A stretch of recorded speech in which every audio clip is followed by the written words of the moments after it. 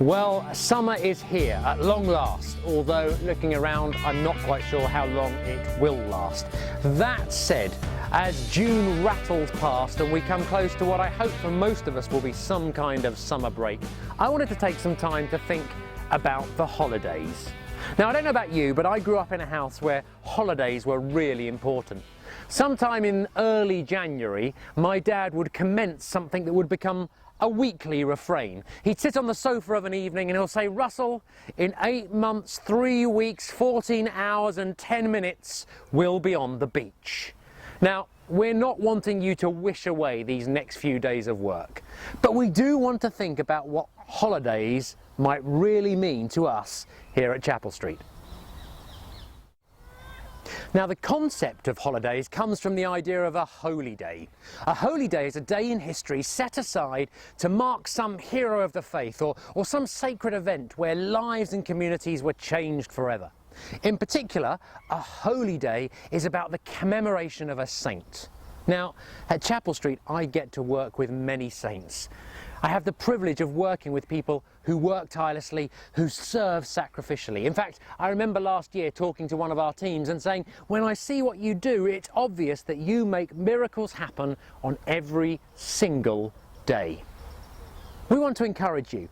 Over these summer months, take time for encouragement, to encourage one another, to encourage those saints around you that work so hard to serve the people, families and communities that we exist for.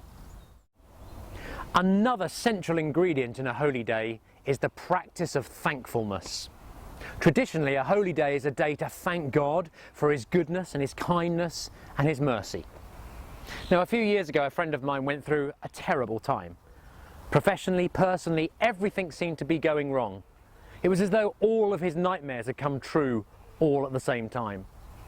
And through this period, he had great help from family, from friends, from carers. But actually one thing helped him maybe more than anything else. In the midst of this time, he learned to practice thankfulness. And by saying practicing thankfulness, I don't mean that he was just a bit more enthusiastic and grateful to the barista that served him his skinny latte in the morning.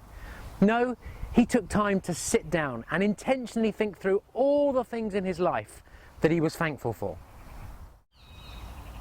Now, it might seem strange to say that we should practice thankfulness, but in my experience, it's a vital habit, and maybe particularly at the most challenging times. So over these next summer days, we want to encourage you to practice thankfulness, to take time to think about all the things that we have that we can be grateful for. You may want to write a list, you may want to share with a friend, you may want to turn it into a prayer. But either way, let's use these summer days as times when we can reflect on all that we have and all that we are thankful for. Lastly, we want to encourage you to take time for reflection. Holy days have always been a time when people could step back from the busyness of life, the struggles of everyday earthly existence, and experience time for the divine. A few years ago, I was on the board of a charity which bought a holiday company, which seemed quite strange at first, but then I realised that all the research told this organisation that summer holidays were people's one real time of retreat in the year. Taking time out in the summer provides people with an opportunity to reflect on their lives, to think about how they want to grow as human beings, and to wonder about where they want to go next in life. We want to encourage you over these next months to take time for reflection, and most of all, to listen. July the 11th is an important holy day. It's St Benedict Stay. Now, most of you will know that one of our schools in the Chapel Street family is Benedict Primary School, and that's very appropriate because Benedict is the patron saint of schools. One of my favourite bits of Benedictine wisdom is a quote from the saint himself. Benedict says, "Listen and attend with the ear of your heart."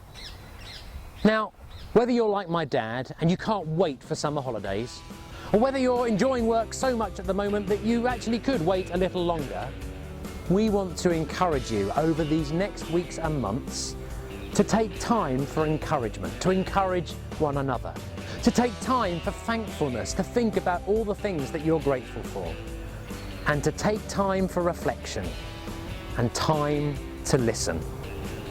Above all, this summer, we want to wish you some very happy and very holy days.